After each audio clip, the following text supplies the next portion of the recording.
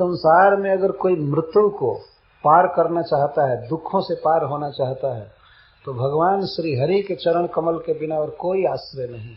तो जो महान लोग हैं भगवान विष्णु की शरण लेते हैं, न कि अपने को ही विष्णु कहना चालू करते।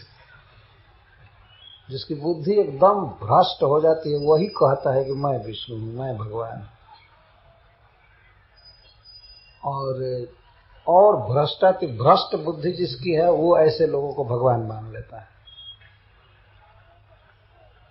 सुखदेव गोस्वामी कथा कह रहे हैं तो कहते हैं कि मृत्यु भय से, संसार भय से व्याकुल होकर के साधक जन भगवान विष्णु की शरण लेते हैं, कृष्ण की शरण लेते हैं।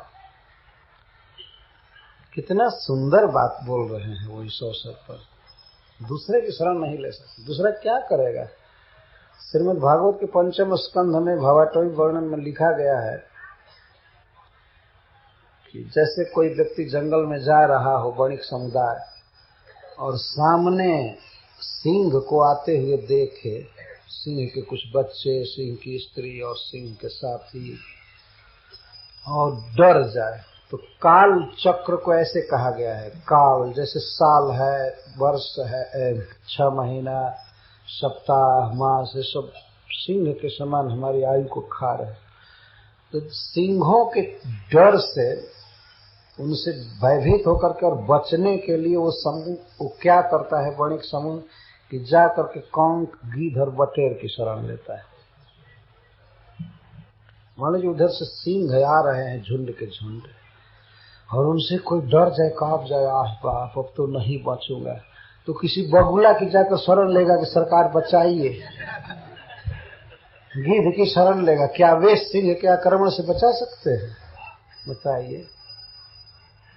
तो ऐसे व्यक्ति की शरण लो जो सिंह से कई गुना बलवान है, तब तो बचाएगा। यह काल चक्र जिनका आयुध है, जिनके हाथ में काल शक्ति है, उस विष्णु की शरण लेने पर तब बच सकते हैं। किसी देवता की या अन्य किसी भी मानसिक कल्पित ब्रह्म है या किसी की भी शरण लेने पर जीव मुक्त नहीं हो सकता है। तो काल चक्र से भयभीत होकर के लोग किसी देवता की पूजा करते हैं, ये करते हैं, वो करते हैं, ये मनाते हैं, इसको करते हैं। कभी कभी तो लोग कहते हैं गुरु ही हमारे लिए भगवान है, ये है, वो।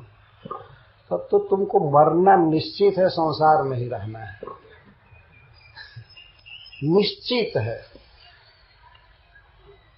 सभी शास्त्र कहते हैं, पुराण, स्मृति आदि। सूरदास जी ने कहा है कि भव समुद्र हरिपद नौका बिन को न उतरे पार। सबको यह मत सार ऊपर है, और भव समुद्र हरिपद नौका बिन को न उतरे पार। गोस्वामी तुलसीदास जी तो लिखते हैं, बारी मथे घृत होई बरु, सिकता ते बरु तेल, बिनु हरि भजन न भवतरिये, यह सिद्धांत अपेल। हो सकता है कि बालू के, रेता के पेरने से तेल निकलने लगे, यह असंभव चीज है, कभी भी तेल नहीं निकल सकता है। अगर रेता पेरने से तेल सरसों का या अत्सी का निकलने लगे तो क्या जरूरत है इतना संकट सहने। असंभव है, बालू को कोई कितना भी पेरे तेल नहीं निकल सकता। लेकिन हो सकता है कि ये भी असंभव संभव हो जाए। बारी मथे घृत होई बरु, सिकता ते बरु तेल।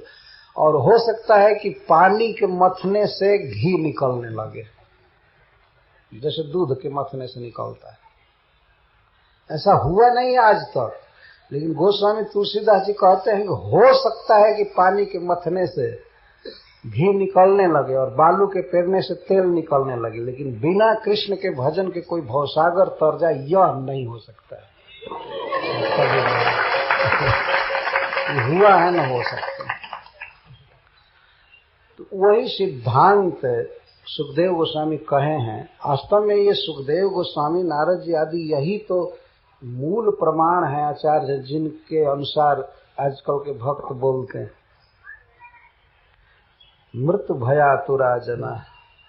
संसार में वास्तव में बहुत बड़ा भय है। शरीर छूट जाएगा, फिर पता नहीं कहाँ जन्म मिलेगा, फिर वहाँ रोग, दुख, भूख, प्यास, बहुत बड़ा भय है।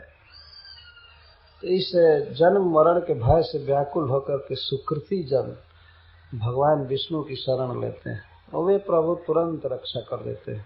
अहम त्वाम सर्व पापेभ्यो मोक्षयिष्यामि मा शुचः, शोक मत करो, मैं रक्षा करूंगा, सब पाप से मुक्त कर दूंगा। जरा मरण मोक्षाय मामाश्रित जतन्ति ते तद ब्रह्म विदुः कृतस्नम अध्यात्मम कर्म चाखिनो।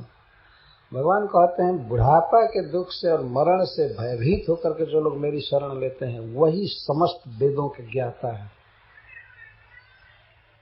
और वही सारा कर्म कर चुके, वेदों में जो वर्णित है करने के लिए।